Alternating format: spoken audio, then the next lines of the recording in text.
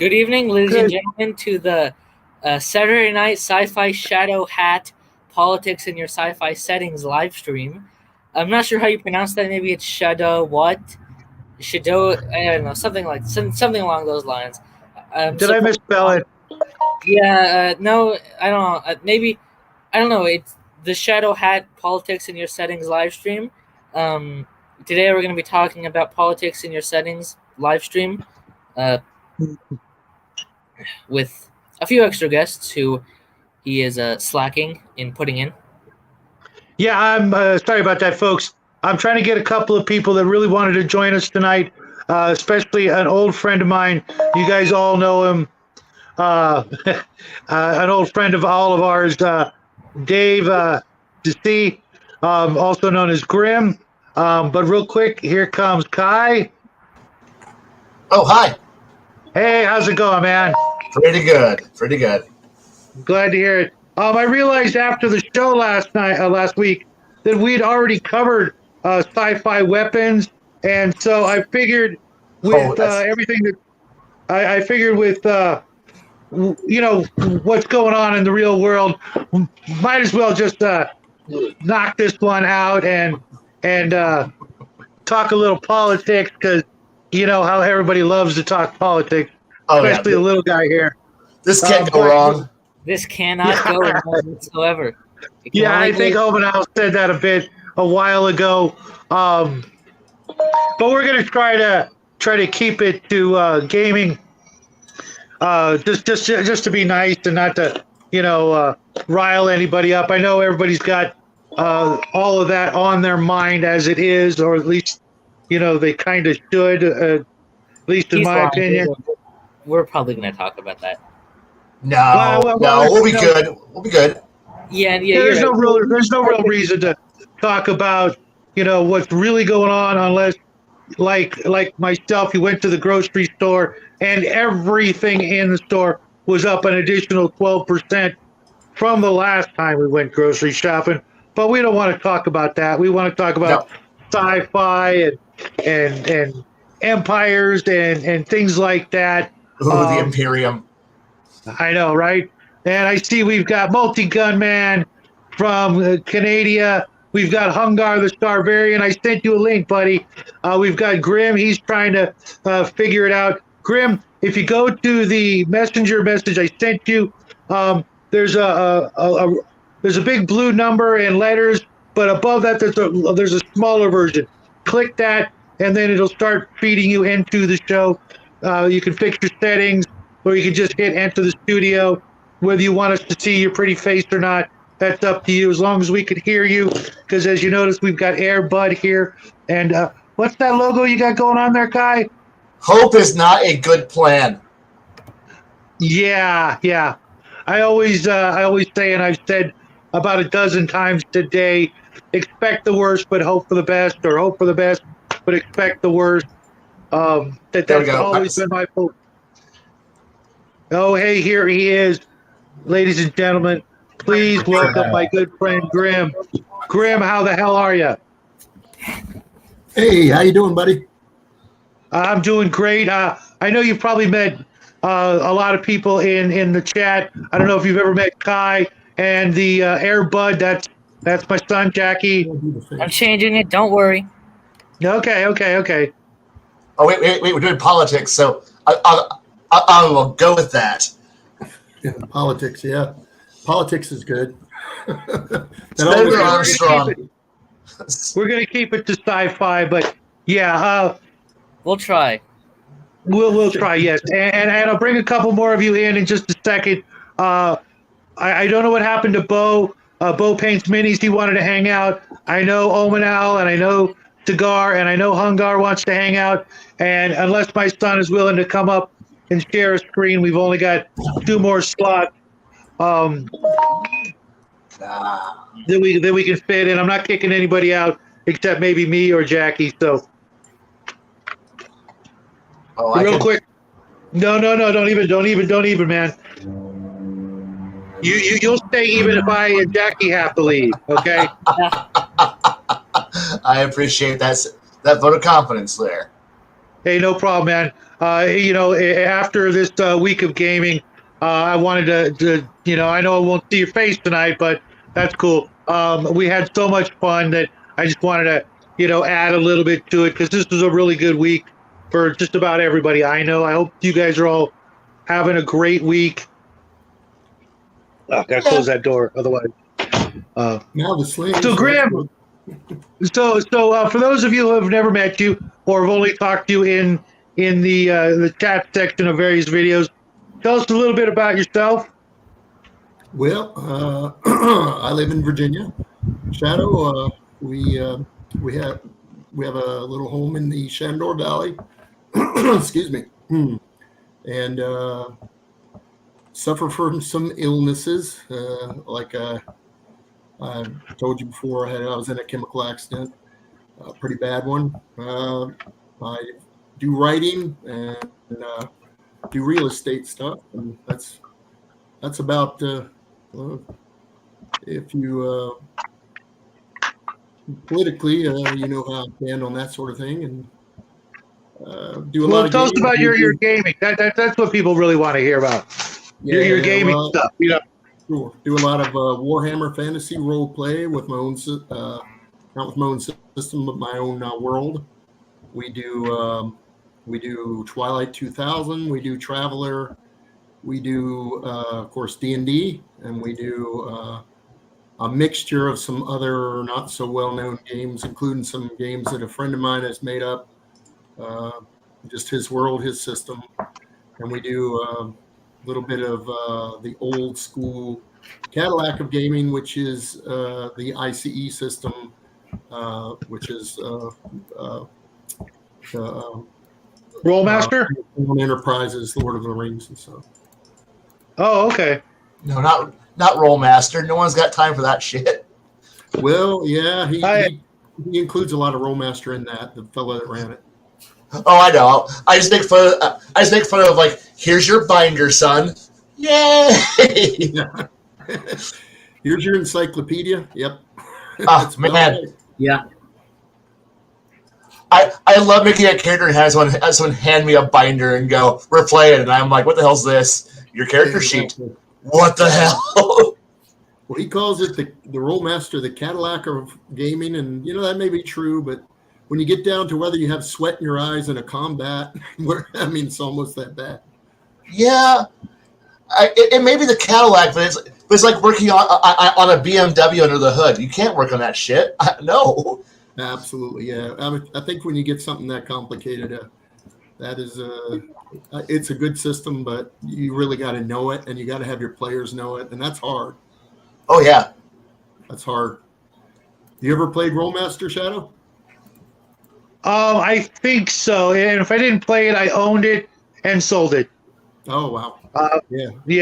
I have so many games, and so many games I've let go, and I wished I had never sold a single game and just worked some overtime or something to be able to have kept all the games that I let go. Okay, Jackie, Connell's being an uncle again. I'm not sure you would. What's happening, James? How you doing, buddy? Hey, James. I can't wait to show you the 15 mil I've been painting. I don't know if you saw. Oh, you didn't see it because I forgot to upload it. I forgot to upload our craft video, Jack. Can you believe that? Yeah, I can. Thanks. So, before I start the questions, I want to fill up the last two spots. The first one's going out to Hungar because I know he's got a limited time he can hang with us. And Hungar, I sent you the link in Discord, and then I'm going to let if Bo wants to come in, he can come in. Otherwise, I'm going to make Cigar DM and Omanal arm wrestle for the last spot. Yeah, I don't want to interfere with your chat, buddy. If you need other No. folks This is your first time. Everybody else has hung out with us. for at least one show, and I want people to get to know you like I do, and see how easy this is and how much fun it is to get to talk to gamers, or new gamers, because I know you've got a really good game club, uh, uh, in your area, but some folks not so much. Like Hungar, I know if he's gaming with his big bro online. How you doing, Hungar? What's up, guys? Hey, Hungar. Just hanging out on a Saturday night. Had a busy day, and got a bunch of freaking firewood to chop and move around tomorrow. So I want to enjoy the evening while I can, and then tomorrow it's going to be work. To talk about your grocery bill, I just read today that Aldi is going to roll back their prices to $19.99 for Thanksgiving staples. 2019, they said. Or 2019. 2019. Like that. Yeah, I was going to say that'd be giving them away at that price. You said Aldi, right? Aldi? Yeah. Aldi's doing I've that. never stopped there in my life. You should. It's actually pretty good. It's great. I'll have to give them we have one around the bend. We'll have to, give them a look see, because bring a quarter. Aldi tips. Bring a quarter. Bring and bring your own bag.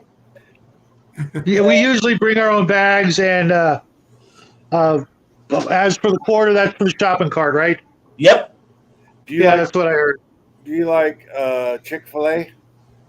Yep. Yeah, we do. Their breaded chicken patties are the closest thing to Chick-fil-A you're going to find outside of Chick-fil-A. Oh, that's Really? Yeah. Yeah, I heard that. I heard you, Cigar. Maybe that changed in the time that passed by the last time I had read that, but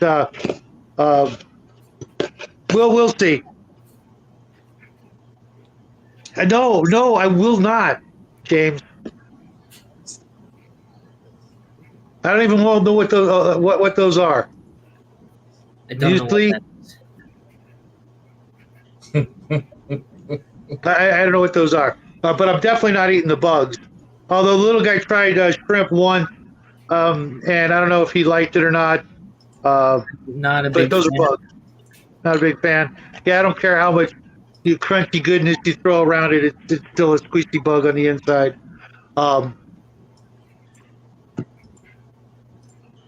Okay. Bo, you're a Winco guy, huh? Okay, yeah, we've got one of those. It's a little bit of a mosey, but I do like a lot of the stuff. If you guys have ever been to a Winco, they're kind of cool because you can get a lot of weird stuff there by the pound, scoop it out yourself kind of thing. But Is that like some kind of hippie store? it's not really a hippie store, but it's got kind of like these big bins with big scoops, So like if you want pasta by the 3/4 of a pound, you can bag it, but it's a little spendy here. But sometimes they have some cool stuff, especially like the candy and things like that. And it's the only place I've known that you can actually buy rock candy, like homemade like rock candy. But that was years ago, and I haven't seen it since. It has been a while since we went there. Yeah, we usually only go there for the piñata candy for his birthday parties, because we can pick and choose and get crap tons of all kinds of weird stuff. So I'm going to throw the link out there and let you guys fight it out. And then we're going to get on to a couple of questions.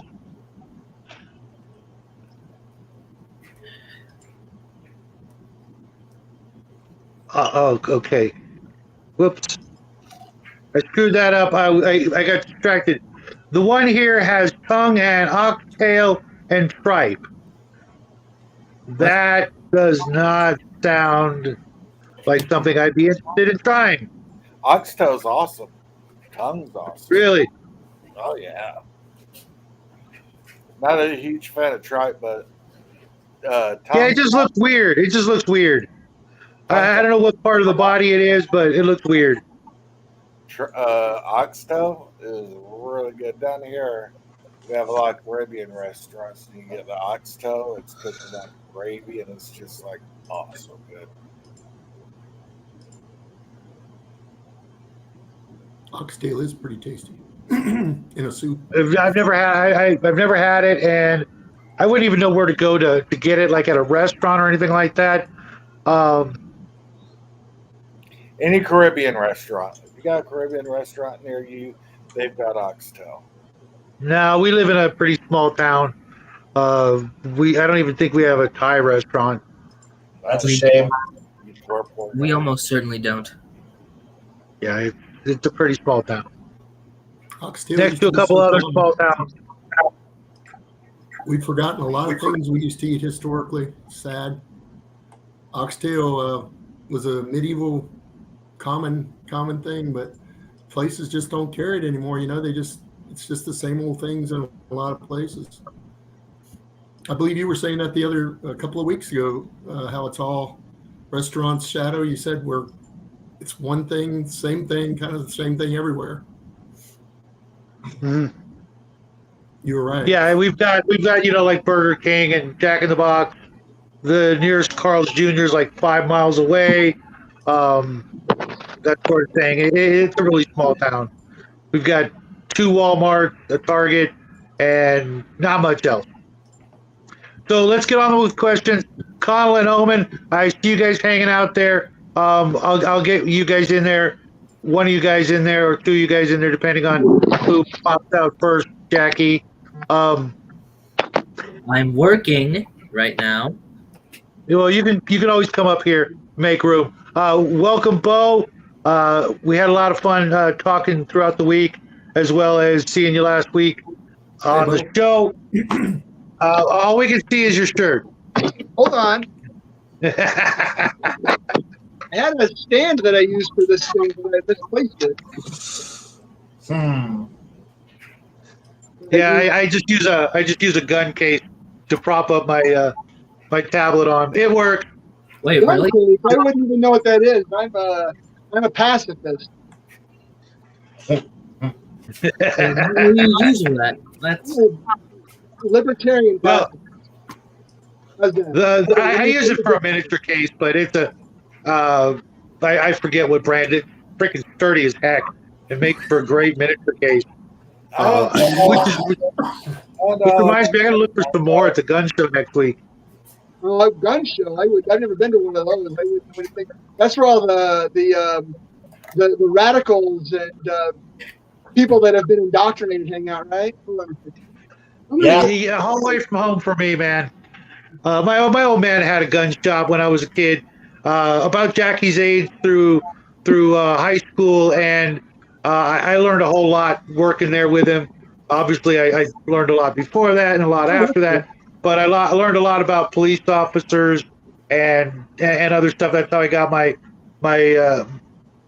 got to start working as a PI through some pretty famous former PIs, and it was pretty interesting. It was pretty interesting.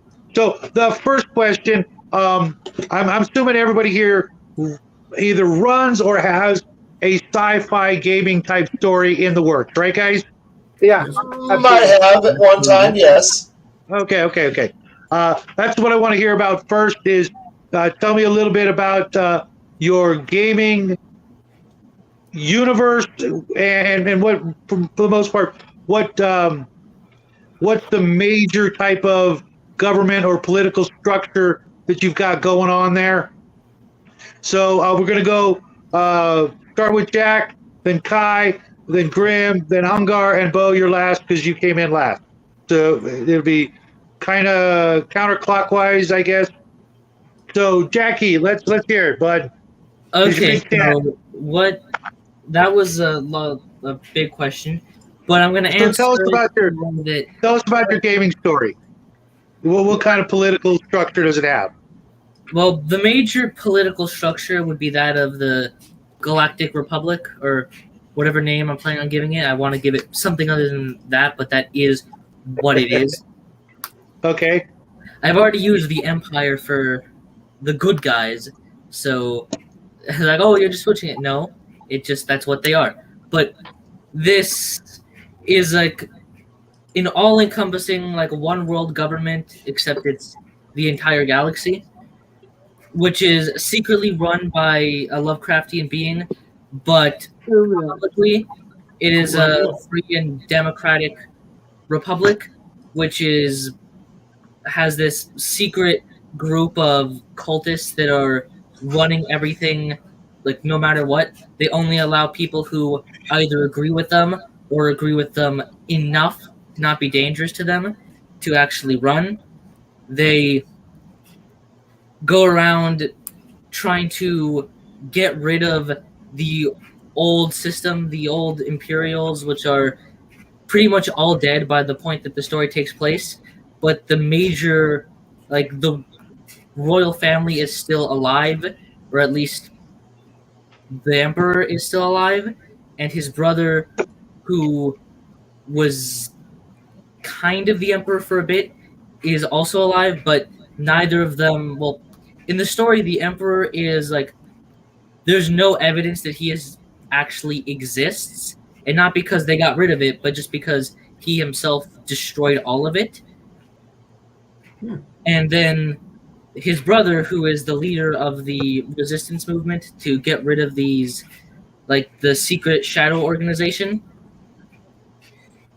he secret shadow organization. Yeah, we shouldn't get rid of that. Yeah. I feel. Yeah, I just think. Well, when you're like, what are you trying to do? What's my political message? I think it's kind of obvious, but I probably a little patricide going on there, huh? Excuse me, what? I didn't hear you. A little patricide going on there, buddy. Sure, I guess. Sure, I guess. Someone's allowance is getting smaller. I don't spend any money anyways. And you don't get an allowance, so it's all good. I know. I have money. That's like... we allow you to live here. Works for me. Yeah, you do.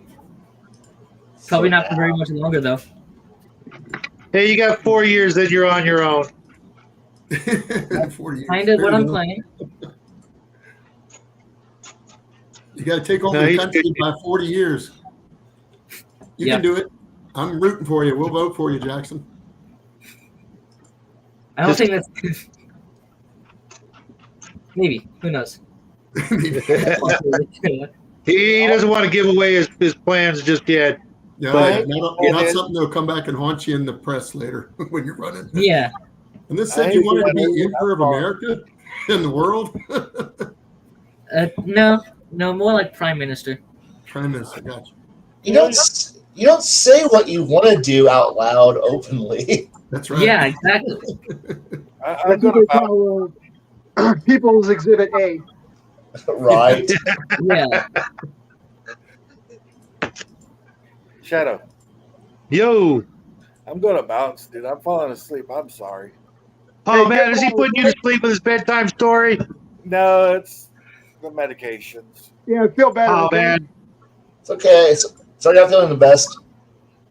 Yeah. They're saying I might get out tomorrow, though. Hope you feel better, buddy. Oh, that would be so cool.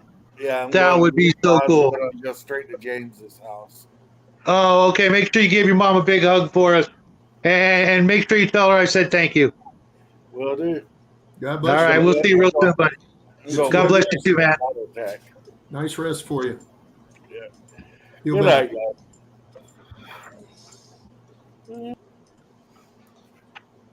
No more fist fights. Yeah, well, no. Connell actually beat Omanal by about half a second, so I'm going to let him in. Just because I have to. I mean, he's family. I mean, not technically. You don't have to do anything. No, I know. He's my little brother. We'll try to save a spot for you all. So, okay, Jack, we're going to let Kai go on. He's next. Yep. Tell us about your sci-fi universe and the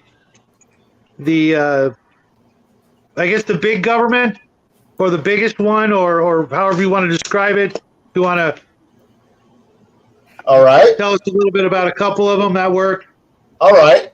So what you're looking at is a consortium of approximately five major noble worlds where you have a semi-functional feudalistic society due to the lack of FTL communication. So everything has to be done by courier ship, and you can look at a number of noble lords looking like, kind of like your houses from either BattleTech or Dune, or more functioning like a space clan, like Shogunate era Japan clan system, where it all kind of semi functions, but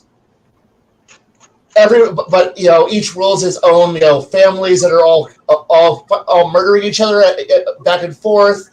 A secret society that's running things in the background, trying to keep the whole thing running despite itself, and looking at an interscene civil war that happens about every 4 to 6 years or so. Back whenever one family decides to go, we got enough guns to be able to go for it, and it's an endless cycle of murder, death, and trying to find a new excuse to go declare war on a neighbor, so that way we can send all the hotheads to the frontier, so that way there can be peace for a little bit longer until something goes wrong, inevitably, which always happens.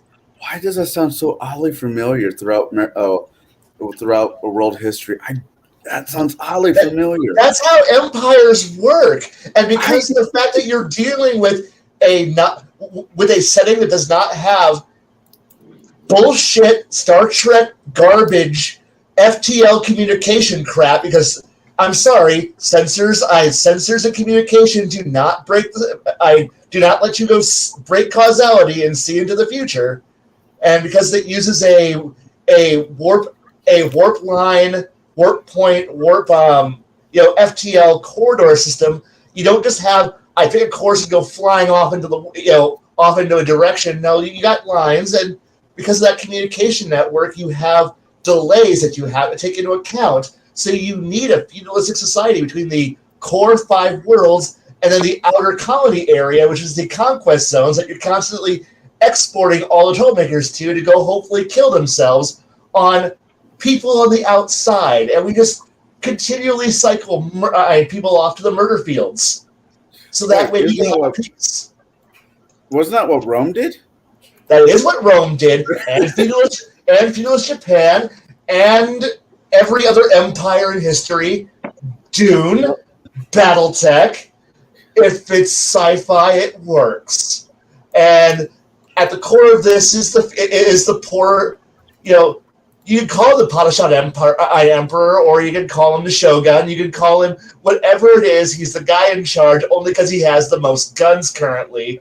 And everyone kind of goes, we've all sworn fealty to you. The 5 noble lords swore fealty to you until you decide to, fail. And then we murder you, and then we put somebody better up there. In essence, the Emperor of Rome. Because we do have this idea that there's a reason why I don't have it out, but I do have a Praetorian flag. So that way you kind of know what I do, which is periodically remove emperors. So, yeah, there you go. That's a rough estimate of what my sci-fi space setting feels like. Oh, yeah, and it's horrifying. Oh, and then toss in a hint of People's Republic of Haven levels of bribing the populace into cooperation. There you go. Nice. That unfortunately answers a bit of my secondary question, but we'll get to that. Grim, okay. What you got for us?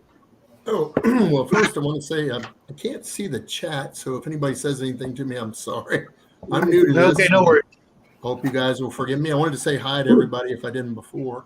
And Jackson, that was an awesome sounding sci-fi game. Yeah, I played the heck out of that. Very good. I like those concepts. These are very original concepts. You got original folks here. Mine isn't as original. What I did was basically take old world empires. You have what's called the Confederation. I'm actually trying to write a book I can get it finished, called the 157th Carnivores. And You, basically, you what need it is, you need to finish Arn of Clayhaven. Okay, I want to finish that book. Okay, if I have to come down to Virginia and needle you until you finish that, I also won't. working on that. Also working on that.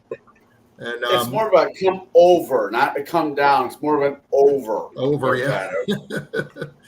But yeah, it's basically where you've taken empires and you've extended out the Confederation. The Confederation is dealing with the world is not really united exactly. It's like I say, it's a confederation.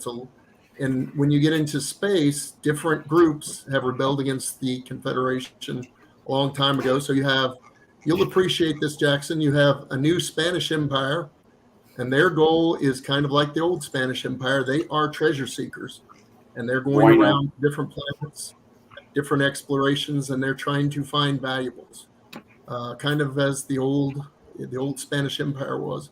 And then you have the French, which is under a new Napoleon, who claims right to the throne of the original Napoleon, and they're a very powerful entity. And that kind of, you see that also in 2300, but I didn't take it from that. I took it from my love of Napoleon. And you also see German Empire. They're very militaristic. Are you shocked to hear that? No, I'm just dying. I like this. And then you have the British Empire. They are extremely colonial again. They've remembered their roots and decided colonialism wasn't as bad as everybody said it was, and it works out. And they kind of there's aliens, and these aliens are not generally hostile. Some are. They're mostly welcoming to humans, and for some strange reason in the story, which I won't reveal why, they accept humans almost as an overlord immediately. And then people don't understand this, and so as the story goes on, they start to see a dark empire that is very, very evil. And basically, without getting into too much of the book, these creatures can see ethereal, and they are very vicious. They are called the predation. And what they do is they predate. They go onto a planet and they eat it, and they take everybody as slaves. And perhaps that's the reason all these aliens are so welcome, because the predation is extremely powerful and extremely dangerous and very unpleasant. And they have slave laborers, a lot of ugly aliens. They've actually warped the races of different aliens to be, if you want to look at Tolkien's warping of the elves, kind of like that, but not. They don't look like orcs. They've warped them, and so folks are pretty scared of them. That's pretty much the gist of the main part of the story. And it's about a group, just in the book, it's about a group of guys who win the first battle against the predation because humanity's losing badly. And there's a secret society, like you mentioned, Kai. But they're kind of like the Masons, and they are doing certain things, and so it's a lot like that. And that's about it. Okay. I like it. Bo? I'd read it. Yeah. I really real quick. I wanted to say something to Grim. Do you remember the old game Galactic Tactic? Put out by Pewtercraft Miniatures. I actually helped work on the game, but if you look up on Lost Mini Wiki, you'll see the game. It was a spaceship combat game, and a lot of what you're talking about there sounds very familiar. Like these would be the perfect ships for you to go out and get. I'll hook you up. I'll see if I can hook you up with some info later after the show. Did they have miniatures that were kind of long? I remember that, and had triangle warships. Triangle warships. I remember that. Yeah. That's things like the Bismarck, and not Starfleet Wars, but Galactic Tactic. They're kind of similar, but Galactic Tactic had like really long, skinny, like Space 2001 sort of looking spaceships, and just a whole bunch. A buddy of mine had the molds, but sold them. But he's got a bunch of extras, that he cast for me, and I'll see if I can't get some out to you. That's Now awesome. on to Bo. Sorry to interrupt, but I didn't want to forget that because it sounded so That's very similar cool. You to. worked on that. That's neat. That was a good system. Yeah, it was one of the many games I've actually worked on, but it was I was like 23, 25 years old, and all I did was the line drawings of the ship. Awesome. But I love you those know, ships. it got my foot in the door. So, Bo, tell us Very about cool. your universe. Well, this is really for two. I can only do this one time, but I actually have my my treatment that I would send out to my players for my sci-fi universe. That taking a turn to try to write as many things down as I can, and I've noticed some similar trends with our players so far, our game masters. And my universe is sort of based on Space Rome plus a bit of Warhammer plus Judge Dredd plus every Paul Verhoeven, Roger Corman sci-fi movie I've ever seen in my entire life, with a liberal sprinkling of Starship Troopers, both book and movie, because all this stuff just swims around my head, and I feel like I've just got to get it out. So the universe, the politics of the known universe is sort of a bicameral parliamentary republic where the power is supposed to be divided evenly between the president of the Senate and the Senate. Is. But they're always fighting with each other behind the scenes to sort of, they maintain a balance of power by fighting proxy wars against each other. And the players... That doesn't sound familiar. The players are all members of, they're elite dropship troopers, right? So they may have power armor this campaign, but not power armor this campaign. Spacesuits, try to keep things so they can keep them on their toes. Fighting in 0G, fighting in outer space, fighting underwater, doing exploration, tax collection. You got to collect those levies and tithes for the Senate. So each sector of space is controlled by a sector provinciae. So the sector provinciae or rector controls the Senate, the sector space, and then planetary governors control each planet. And some planets are, manufacturers, and some planets are agrarian, and some planets are technological, and some planets do everything. And the Senate tries to control commerce between, but there's no FTL communication, and their money is the money is mostly like a Bitcoin. So but it's got to be, commerce makes the world go round. The Bitcoin actually has to be moved by a physical person who has to, carry it onto a computer and then carry the Bitcoin to the next planet so everybody can get paid, so commerce can continue. The prefect runs the planet. He reports to the district, the rector provinciae, who reports to the Senate, and the president of the Senate is called the Prexy. And they all have the upper class, like Dune, they can live for hundreds and hundreds of years, while the lower class just have a regular 100-year or 200-year lifespan. And the military people, the players, they don't really concern themselves with politics because they're too busy, fighting mutants or insurrectionists or pirates or whoever I really want to create a sandbox setting for the players so that they can have opportunities to do whatever they need to do. It's very Roman, so each drop ship or each ship has a legion of men on it, and the players are part of that legion. But oh no, the ship got blown up or they crashed and there's only 5 left. It's very inspired by the old Traveler RPG setting, plus all that other stuff. I was actually writing this campaign and I thought, oh crap, man, I just reinvented Traveler. I should just go play Traveler. Right. I love Traveler. But yeah, so I wrote this 5-page treatment, including a glossary of terms. What's a district? What's a legion? What's a prefect? Who's the Prexy? The Princeps Senatus, who's the president of the Senate.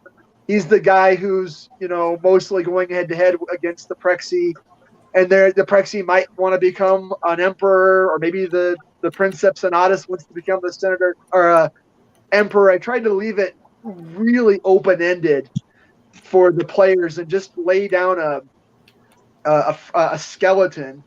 The ships, they travel by warp, like through wormholes and through jump gates. None of the ships have any FTL capability. There's no FTL communication except through the warp, through the wormholes. So a planet might get lost for a while, and then the Senate says, "Oh wait, man, they owe us 100 years worth of taxes. What happened? Go send a legion to investigate. Go collect the taxes."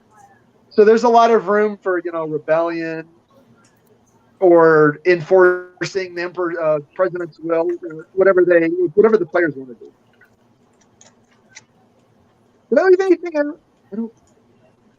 I'm not sure, but there's lots of things like secret societies and factions and cults and I maybe Cthulhu monsters. Anything could happen.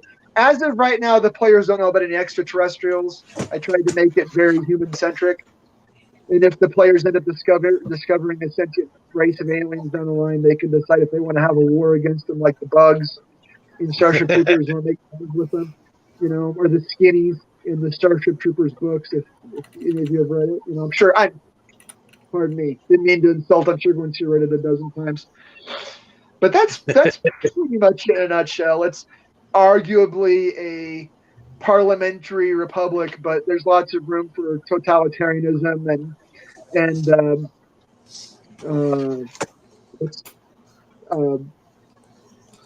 where the elites control, like they have in Russia, an oligarchy.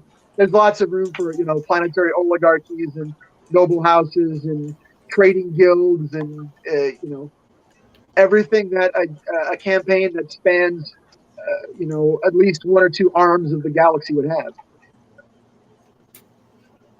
Sounds good. Thanks. I like it. Roman. Space Romans. Yeah, I'm a fan. Real quick, hey Paradox guy, nice to meet you. This is what we do every Saturday night. I found that the first 5 sessions said the tone. That's true. That's the tone of your campaign. If they are in nothing but fight 5 session plays, we'll do nothing but fight everything for the rest of the campaign. When we get there, I've got a question for the group. Okay, cool. I'm going to let Connell answer the question, although before I start, I want to say that's a really sweet Uncle Fester robe you got there. You got to tell me who your tailor is. It's a hoodie, you weird old bastard. Uncle Fester robe works just good, though. And I have hair. Damn it. Yeah. Debatable. Debatable. When you stood up, it looked like a robe. So, I live in a state of I can't fucking make up my own mind weather-wise. Right now, it wants to be cold and wet, so I dress appropriate. If I land in the middle, in the land of cocaine, beaches, and what the fuck was I drinking last night, I would be wearing what you're wearing. Fair enough. I was talking to someone about this. Where we live, it's either extremely cold or extremely hot, and there's live in a desert. Yeah. Yeah. I mean, and it just switches on a dime. It's like the Charlie Brown when he's trying to kick a football and Lucy keeps pulling away from him. That's what the high desert is. I think it's going to be nice. Nope, it's not. It's going to be balls ass hot during the day and cold as hell during the night. Actually, it's even hot at night if we're lucky. Well, it's either super hot or super cold, and it just switches every day back and forth. Sounds like my ex-wife. Please, Bob, what were you going to ask? So, let Connell go because I'm dying to hear this. So for everybody else that doesn't know me in this chat, my name is Connell. It was nice to meet you, Grim, face to face. And Bo, I think this is the first time I've even been on my book stream before. Friday night chill stream. I'm a loudmouth on that show, which give or takes my mood. So you might be the reason I had to mute the sound because I got little kids in the house. Sometimes that stream can get a little bit blue. Yeah, I'll keep that in mind. I'm in the basement. You let the freak flag fly.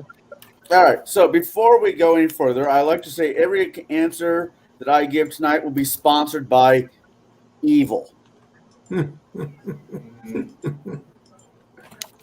That is the cigar I'm smoking tonight. So if you got a question, it will be responsible. It will be respond from the concept of evil. All right. So now that we got that going, the concept I actually been working on a sci-fi type game because I play and I run Dungeons and Dragons, and Spelljammer just came out, and they're running to some of the people I'm dealing with wants a more sci-fi fantasy-ish game. When you said sci-fi, I realized you were thinking more Babylon, but sci-fi is sci-fi is sci-fi. No, just let it all out. You'll see when I get to my answer. I'm not entirely 100%, hard sci-fi or hard fantasy. You just tell us the bedtime concept story. I got bouncing around is there is two planets that are synced together. They rotate around a large star, and unfortunately, 80% of each population is unbreedable with the next person in line. Their genetic makeup just does not work. And both planets have the same problem. Only 20% of the people there have the ability to breed with, and everybody else is basically clones. So a group of adventurers are going to go out into the madness of the universe and try to find a cure, a crystal, some kind of MacGuffin. I've yet to figure out what it's going to be to make the planets become one. But both planets will be zoomed into being one large in-class planet. And so I'm not doing the Roman thing. All you guys' roles or universes sounds amazing. It really is. I'm going to do something I normally don't do, and I'm not going to run my game on. I'm not going to be the history teacher and beat people with history. It's fun, but I'm trying to do something else. So if I have Shadow in my campaign, I don't have to worry about him not knowing who, let's say, Gandhi was. Anybody is. Right. So, I'm going to. They will be trying. The planet's main villains is. I've yet to actually have a name. Placeholder for. So I'm going to call it the Krusty Planet, like Krusty the Clown. And their main antagonist is a race of alien clowns, or like killer clowns from outer space. Venger, is that you? What? Yeah, no, so I said, Venger, is that you? No. No. So that's my working theme right now. It's not all laid out as like your guys' are, but I do have a working process. That or I'm going to say fucking everybody gets to be a space Viking. What does that look like? I don't know, but we're going to make it work. Hey, speaking of space Viking, that's one of the seminal traveler book. If you can find a copy of it or the audio, that's like the book the traveler was trying to copy. I was smart ass. I didn't even know that was a thing. Yeah. I think it's also a game that I have. One of the old Heritage little mini box games. I think it was called Space Viking. I'll have to look that up. But when it comes to my universe, I actually have about a half a dozen completely separate and different empires that are all at war with one another. And depending on the moods of the players will determine which empire they will start out as citizens of and go from there. One of the empires is actually literally built from the ground up by my old evil campaign players. They're still running it, but they started out as first level D&D characters, got into space, and became rulers of their own empire. Now I run a game that's very similar to Dragon Star. If any of you guys are familiar with that, it was one of the D20 systems I remember that back one. in the day. Jade's a big fan of that one. It's basically a universe where you have psionics, you have magic, you have high tech, you have superpowers. Basically, excuse me, everything exists somewhere in my universe. If you want to run a sci-fi game, you want to run a superhero game, everything exists except Earth. But that doesn't mean I don't have Old West settings or, Bronze Age settings or completely magic settings without tech, completely tech without magic. I've literally got, an entire galaxy to work with. So if you go travel far and wide enough, you will find a world that's more or less tailor-made to whatever game you want to be part of, and then I'll run that game. And sometimes the players never leave that planet. Sometimes they leave that planet and go all over the galaxy. So I've got 5, depending on the history, the time, the period in history of the game, I've got between 5 and 7 or 8 different empires with different political structures, ranging from, republics, democracies, You okay? religious dictatorship, the whole, basically every type of governmental structure or political structure is out there, including an empire of vampires. And that, well, it's not really an empire. It's more like a balkanized section of space full of not just vampires, but witches and all kinds of evil shit that's floating around in space. Everybody's got to eat too, right? Yeah. And it's the universe I started out when I was about 18 years old. So it's got some goofy shit in it, but I just kept letting it grow and grow and grow. And while I've made 51 other galaxies that are, within, not reasonable, but they're nearby, and each one of those is more or less, got some sort of structure to them. The main one I'm running is the one I just described, and occasionally, for some reason or another, people will go from one galaxy to another, but that's, getting into like ludicrous speed of space travel or out and out just magic, but that's the way. I was just thinking that. I was actually just about you beat me to it. Oh, well, we're all nerds. So, Bo, you had a question for us. Yeah, well, okay. No, first question for Shadow. So you said you've got. I like this non-multiverse idea, but how are you going to reconcile magic and tech? Are you going to? How do I have magic on one world but not on another world? Is magic universal, but only some folks know how to do it? Or are your laws of physics and magic different in some worlds than others? Yeah, exactly. I literally have a percentile system where everything has a range between, let's say, 100 and 0 and 200%. 100% is full magic, and once you exceed 100%, you're getting at like where your magic is actually more powerful on these worlds, whether it be because of the molecular nature of the world, or ley lines are passing through that world. Right. Because I have intergalactic ley lines that go from one planet to another, or from stars. And sometimes where you've got a nexus, you've got super powerful societies when it comes to magic. But sometimes you'll come to a world where magic just doesn't work. It's at a negative, or it's only at 10%. And some planets where the psionics category is the same thing. It might be a world of psychics like the Telosians from Star Trek, or psionics just don't work on this planet. Right. And each planet's got its own. Yeah, what system are you planning on using to run it then? Because I'm just curious. If you have a character who spent all of his points or levels or whatever in magic or psionics, and then goes to another planet where there's none, I think they're a great plot hook. I mean, it might make the players kind of upset, but hey, you're a 9th level Magic user. You spent 100 points in Magic, and you go to this world, and you're just a Joe Schmuck, the janitor or whatever, because you've got no other skills until you get back to a planet that has Magic or psionics or.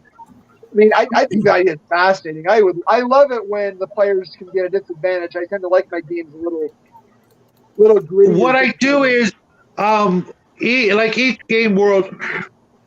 Excuse me, now it's my turn. It might be a D&D world, and if you get off that D&D world, then I might convert your character to another game system, which I have no problem doing. I've used D&D, Palladium, Traveler, Villains and Vigilantes, Heroes Unlimited, Ninjas and Super Spies. I use probably 10 different game systems, and there are characters out there that have character sheets from like 5 different games, but it's still all the same character sheet. Okay, that's for my really old players. But new people, I'll bring them in, and we'll discuss what kind of game they want to run, and let them know that this planet is just part of a bigger universe, and depending on where you guys want to go. Because the D&D characters actually got a hold of Spelljammers, went into space, and I don't run it like Spelljammer. I just have my Spelljammers have a force field around the ship, and it lets them fly by magic, blah, blah, blah. And then they started bumping into actual high-tech spaceships. But that particular universe knows there's magic, and sometimes your Enterprise will look out a porthole, and there's a freaking galleon or a dragon ship, just cruising along. It just there's only one way to describe it, and that's Gonzo. And I put like an exclamation point at the beginning, at the end of the word Gonzo, and just let anything freaking fly, as long as it, doesn't get too goofy, and if people will take it seriously, then just about anything goes. Sounds cool. Anybody else got any questions before we move on to the next? As in questions for each other.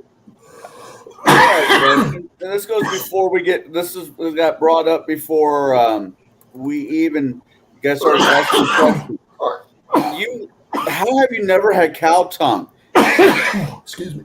And tongue tacos are the best. That's what I'm saying. I just have this weird aversion to eating organs. You live in Southern California and not have had lengua tacos, man. I mean, they're at every street corner. Okay, when I was a little kid, I was in the hospital. And I was in the hospital by myself for a lot of that time. And one of the only meals I could eat when I was there, I wasn't in there a long, long time, but I wasn't allowed to eat for a couple of days, and then surgery, and then I couldn't eat afterwards. The meal, the one meal that they let me have was chicken gizzards over rice. Right gizzards? And I couldn't do it. I just couldn't do it. And it scarred me for life. And I can't do bugs. I can't do organs, although I eat a lot of sausage, and I know what's in sausage, but it doesn't look like, an organ. Right. So I don't. And I'd probably try just about anything except for more bugs. But I just haven't had the opportunity. I'm just curious. I mean, I can make a Koroks. Before we go on, food for Winco is like food for less. It's like a lot of it's not high end. It's pretty low end bulk type grocery. You get a chance to go to one. It's an experience. They usually have the stuff that you need every day a lot, even cheaper than Walmart, pork and beans or whatever you like. But yeah, you can tell that it's got that low end chic because they do sell organ meat, and you can get. And tongue, you use tongue to make really good gravy because it's got a lot of connective tissue in it. And you boil it down in the pressure cooker to get it to make a demi-glace or something like that. You get all that, that meat jello. There's a lot of gelatin in it. So when you get it, you put it in the refrigerator, you pull it out, it jiggles when you shake it. But I have one more question for the group then. And one of the commenters, and forgive me, I can't see the comment, but said that if the first 5 sessions determines the tone of the game. If you have all combat, the players will expect all combat. when you're starting a new campaign, when do you introduce combat then? Is it something that you can use to set the tone? Like the old modules where, like, was it Traveler, where every module starts with your ship crash landing and that's how every module starts? There's a few of them. There's a few of them, but that's also how Star Frontiers, their first module starts. But yeah, it's a pretty common trope in sci-fi, and I really like the whole idea of being marooned as a really good sci-fi crucible to see, who's going to make it, who's not, to really get you into, the survival mentality of a good sci-fi game. Right. Now, I will say one thing on that one. So we have an adventure. Our ship crashes. We do the whatever the adventure of the week is. We fix our ship. If the GM crashes our ship again the next week, no. And then if the GM decides to throw this, so if by no option besides random Star Trek anomaly occurs and we now crash again, I had better not be forced to have to pay for the repair of my ship. I should not have. Please don't make me have to pay. Figure out. As I am usually the green visor wearing accountant for for the party ship, I don't want to have to figure out how to budget my repairs. And then as soon as we get out of space dock, repaired our ship back to being where it should be, and we're now broke again. If we crash again for a third time, because the GM has to continually do this lame fucking crashes into a planet bullshit, I will start burning worlds. We've had GMs like this. We got to the point where we would start just carrying large quantities of nuclear weapons exclusively for, hey, you're receiving a distress signal. Launch on a ballistic course all of our nukes now. Why? Course the planet we're walking past, or you're receiving a distress call. You should open fire on it. And it's like, help us! We're being attacked. Good luck to you. We're cruising on by. Why? Because you are the 14th reason why our ship's been on fire, broken, or smashed. We're sorry. Tough luck. We're broke. Odd question there for you, Kai, but is your space spirit animal a raccoon? That walks around with a great big tree? No. But yes, but no. My spirit animal is not that, but yes. I mean, it's fairly trash panda if you ask me, but that's my opinion. Look, there's heroism where you're like, oh, we're all heroes and we're doing the right thing. And then there's a GM going, I'm too lazy to find a way to get you to do anything. So here's the 14th distress signal. Here's a crash planet full of dinosaurs and rancors. Here's Space Rome here to steal your taxes, and now you're crashed again. Now you need to go do my bullshit for 3 weeks so that way you can get off planet and go off and continue. And all we want to do is sell this like 5 tons of coffee we got in our cargo hold. That's all we want to do. 5 tons of coffee. But you know what? But along the way, we have overthrown 5 empires, killed an Imperial battleship, and now we're just strapping nuclear weapons on external racks like we're playing Kerbal Space Program and waiting for somebody to go, hey, I've got an adventure. Alpha Strike this shit. And watch nuclear fireballs rise up around us. I totally agree with Omen here. The point of a star crash is it's not your ship. Yeah, it shouldn't be your ship, and it should be before you actually own your own ship. And you just basically have to get to the beacon or the starport or whatever.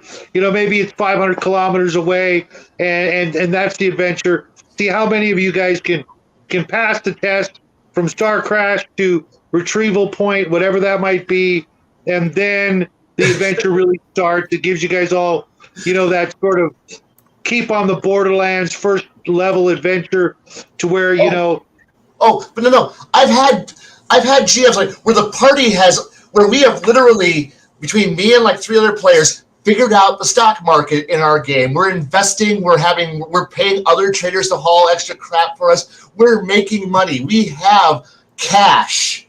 We're preparing to become stable members of the galactic civilization. And then the GM decided that we had too much money, and then proceeded to crash us 4 times in a row, and then made us pay for our own repairs 4 times in a row. That's lame. Justin Trudeau by any chance? It might have been, but the thing was after that we told that GM, hey, you can't be the GM anymore. We're going back to the guy who wanted to have the break, because we were all having a nice game, but the GM who was running that space campaign decided that I've been running for a year and a half, guys. Can I be a player for a while?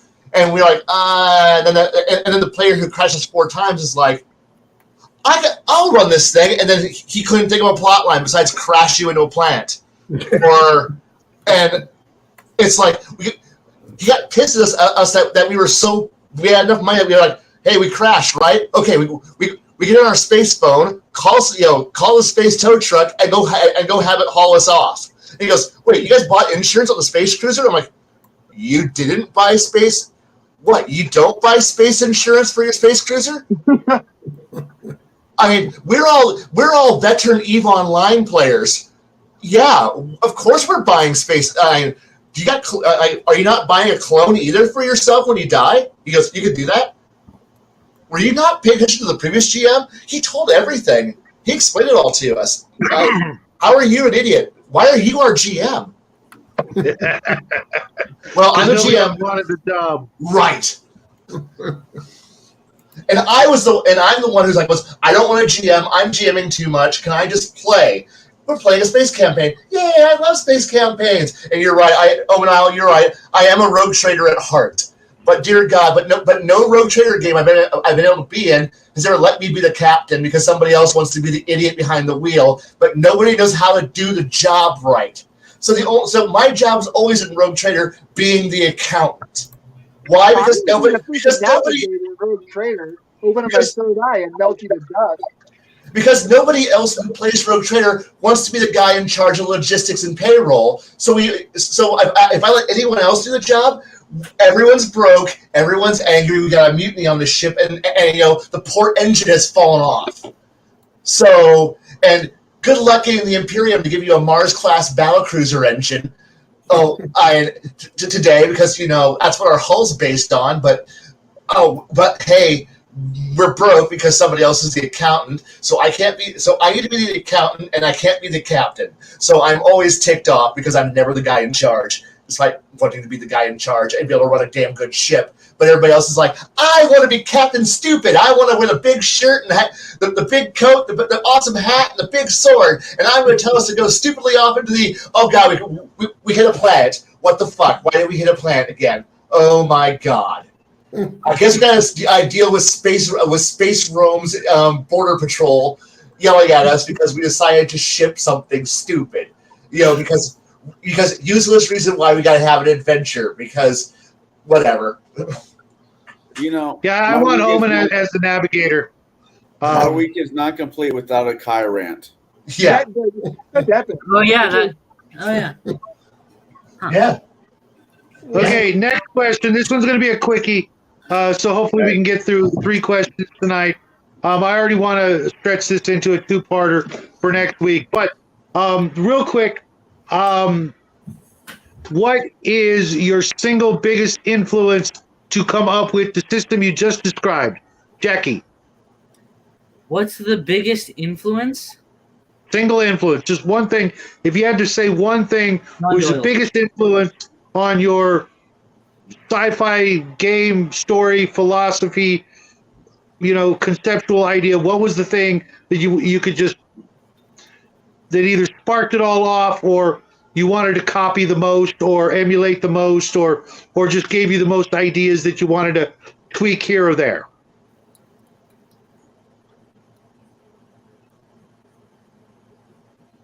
Hi. Dun, dun, dun, dun, Oh, you want me? Dun. Is it me? No. I already told my answer. Yeah, His answer is you, Kai. His answer is you. No, my answer is John Doyle. right. I'm kidding. No. My answer is probably, I don't know, because for what I'm doing now, it's I couldn't say I have one particular influence, mainly because what influenced it a year ago is definitely not what's influencing it now, and what influenced it a year ago is definitely not what influenced it at the beginning. Because at the beginning, what influenced it was like Star Wars and The Flash on CW. Fair enough. The first couple of seasons that were actually pretty good. They are. Kind They of went were- downhill, but At the beginning, they were really good. yeah, I agree. But I couldn't. That's probably my answer, because what influenced it at the beginning is nowhere near what's influencing it now. But what's influencing it now wouldn't be influencing it if it wasn't for what influenced it in the past. So that'd have to be my answer. Okay, that's fair enough, because my answer isn't what you guys might expect, but What is it? so okay, Kai. Oh, I'm gonna go last. Simple, fast answer, right? You want simple, fast answer. I mean, if you want to take 5 minutes. No. It's easy. It's easy. What if Legend of the Five Rings went into space? Okay, I can see that. That's why I mentioned a shogunate in space. So in essence, imagine Clan Wars but with space cruisers. Yeah.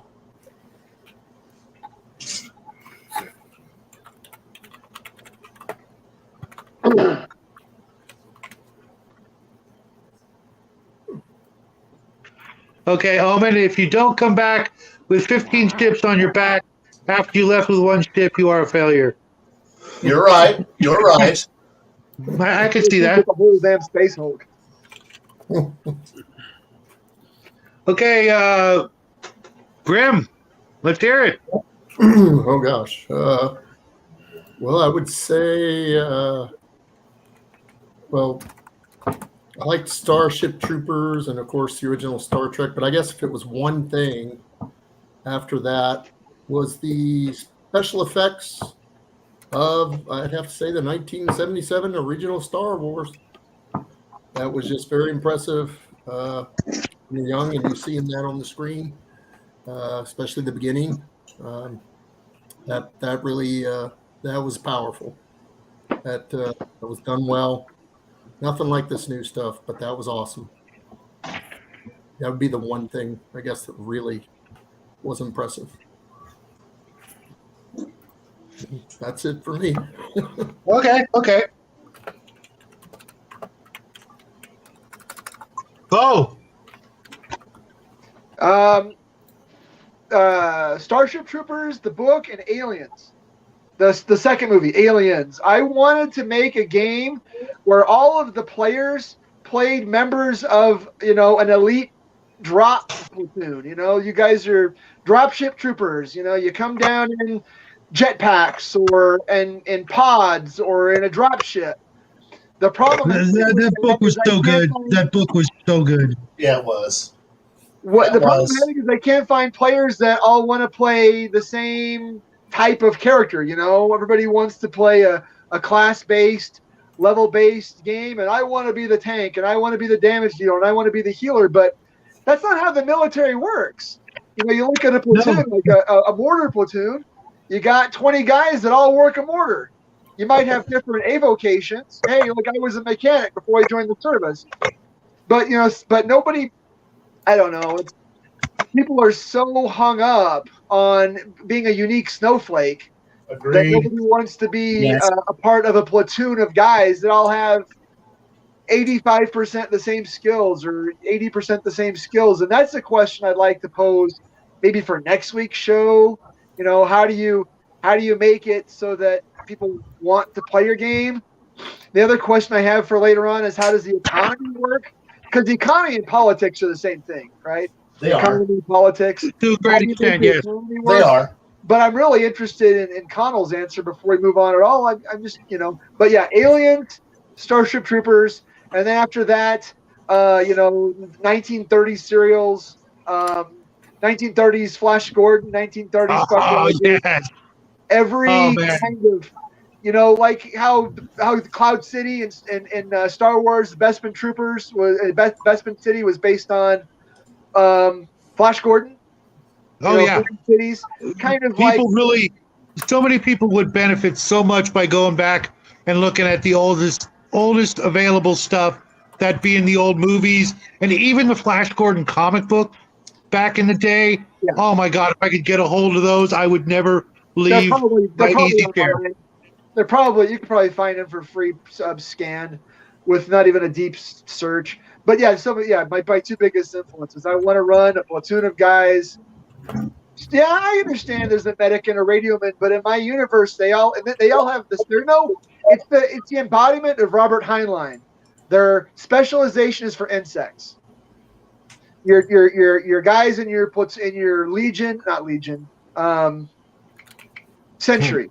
You have 100 guys in a century, give or take, and they are all dropship troopers. One guy runs the radio not because he went to school for it, but because he's the best guy with the radio. One guy is the designated marksman not because he went to school for it, but because he's the best guy with the laser rifle. One guy happens to be he gets the med pack because, remember in Starship Troopers, the one guy was the preacher, not because he went to school to be the preacher, but because he was a preacher before he joined the dropship corps. Starship Troopers is a must read. I was just telling Grim the other day, Starship Troopers was the first hard sci-fi book I read other than Doc Savage. My first week in middle school. It was there. That cover just reached out and grabbed me and said, read me. And I wish I had a copy of it. But Grim's going to help me find a copy of it because it goes back so it's free online, and you can find audiobooks of it free online. I've got an audio. No. I'm a hardcore. I got to own it. You probably find copies of it in the bookstore for $1 or $2. It's one of Heinlein's more. If you look right now online, like Amazon or eBay, it's like $25. For paperbacks? Yep. You gotta be. I know. That's why I'm opening a bookstore as soon as I get a chance. I'm telling you, it's just insane. But if you look for, and I've told this before, if you go on those like eBay and look for a lot of books by Heinlein, it'll be in there, and you can get the whole lot of books for like $15 plus shipping.